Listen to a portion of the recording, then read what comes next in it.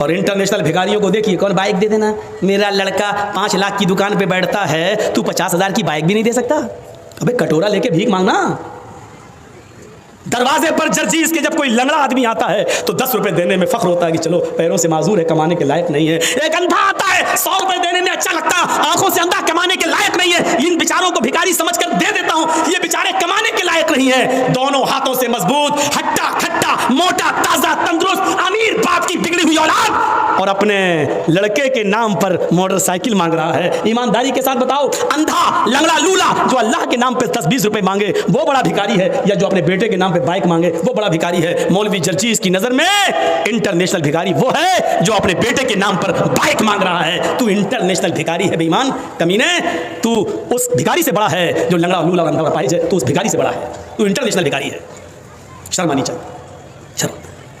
तो ये चीजें हमें अपने समाज से दूर करने की जरूरत है।